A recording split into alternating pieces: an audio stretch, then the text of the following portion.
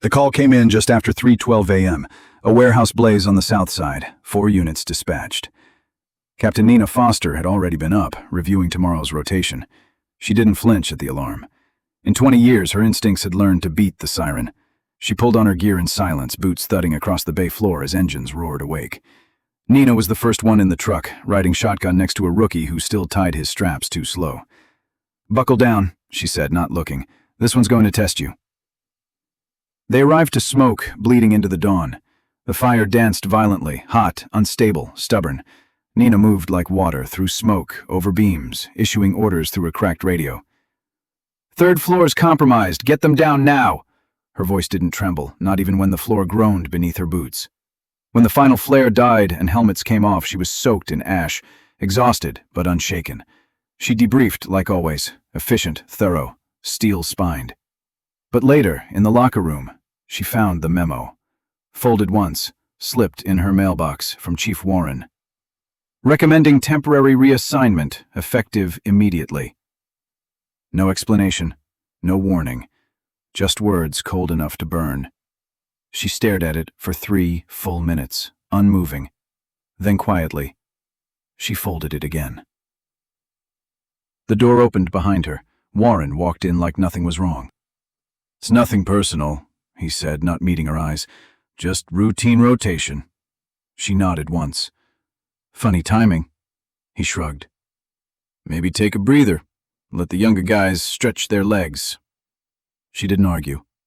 She didn't raise her voice. She just asked, "Is this about protocol or perception?" Warren smiled flat. "It's about what's best for the team." But the pause between his words told her more than he meant to admit.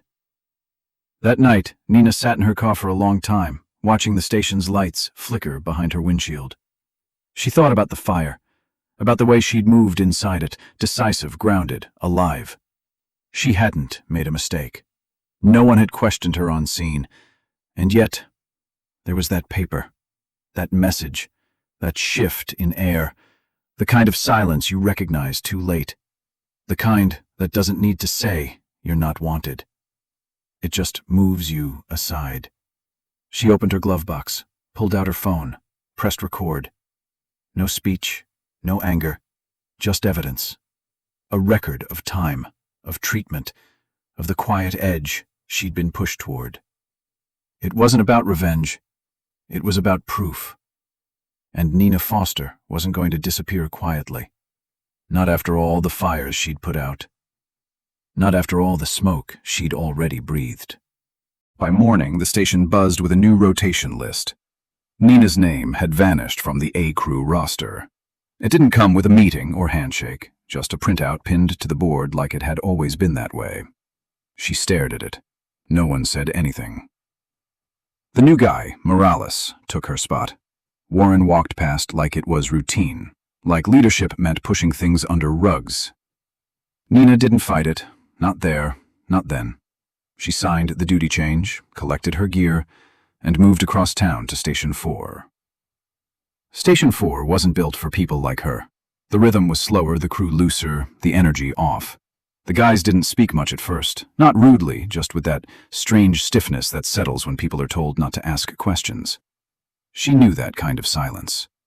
It grew in corners. It turned into rot. Day after day she showed up, on time, in full gear, prepared, professional. And yet, assignments skipped her. Calls were rerouted. One afternoon, they left without her. "Miscommunication," the deputy said. But Nina saw the pattern. One night she caught 2 of them laughing over coffee, holding a printout of her reassignment memo. "Guess even legends get tired," one said, "or maybe they just get too loud." Her jaw clenched, but she didn't interrupt. She walked past them, slow and steady.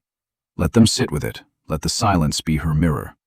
But later, she wrote it down. Every time. Time, date, words, tone, just for record. 2 weeks in, the cold shoulder turned institutional. Her evaluations came back incomplete. A report she submitted vanished from the system. When she followed up, admin claimed it was never received. She printed a copy, hand-delivered it, and copied the timestamp.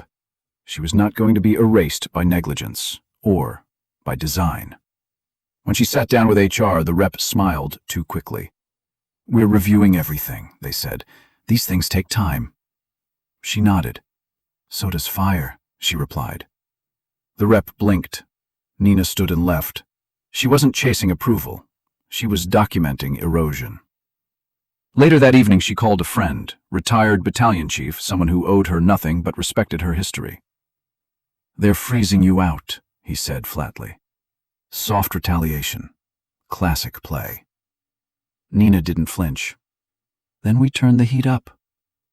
She hung up, opened her laptop and began typing a formal complaint, not as a firefighter but as a public servant invoking legal protections under state whistleblower laws. It wasn't the flame that scared her.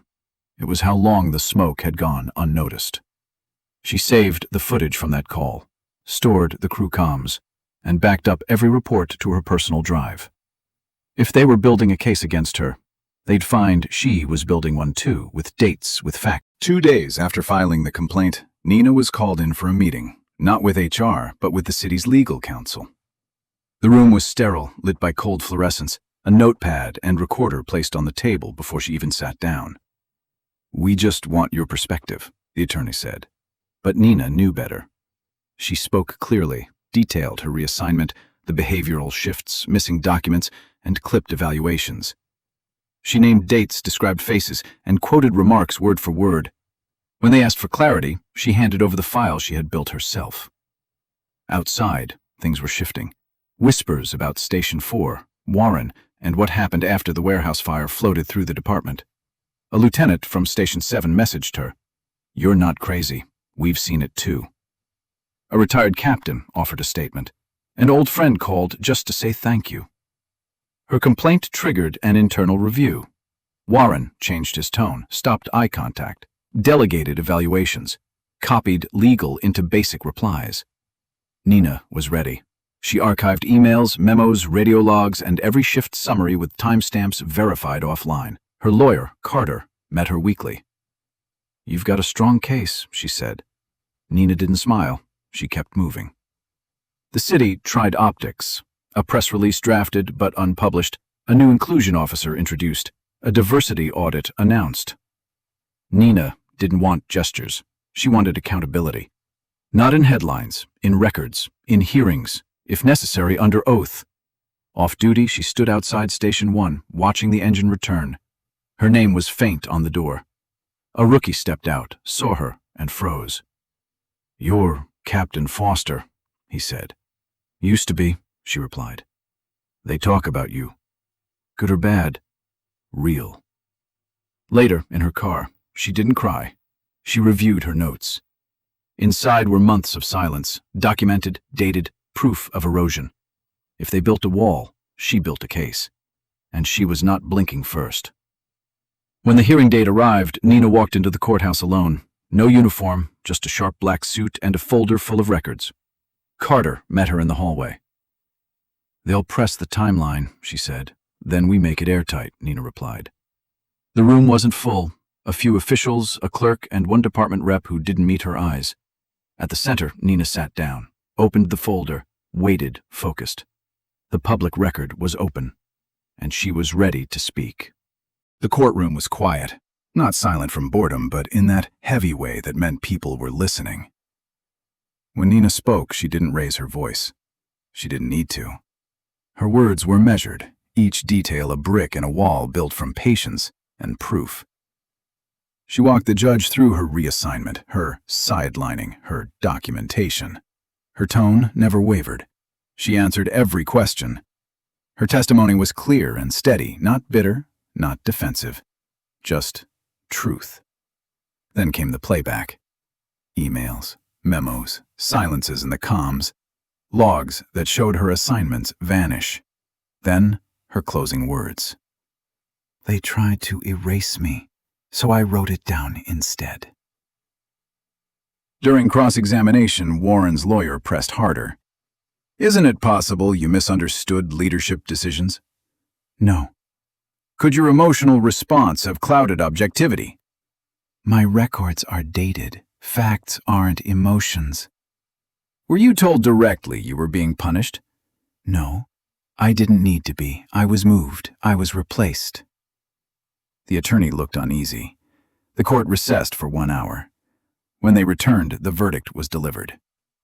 The court finds in favor of the plaintiff, Captain Nina Foster, acknowledging retaliatory reassignment, institutional misconduct, and breach of ethical standards.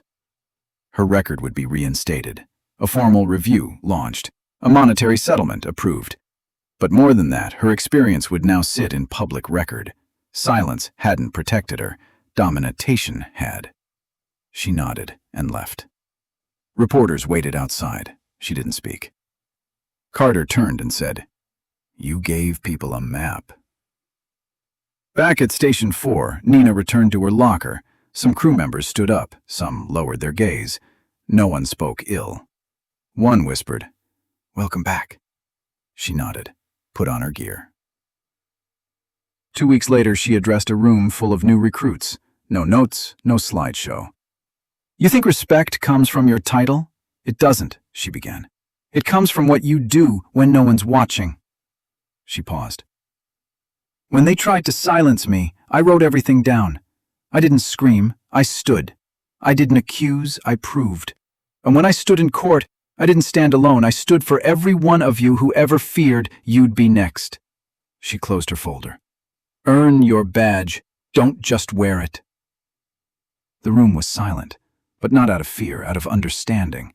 That's how change starts. Not with noise, with courage. Nina didn't need applause, just clarity.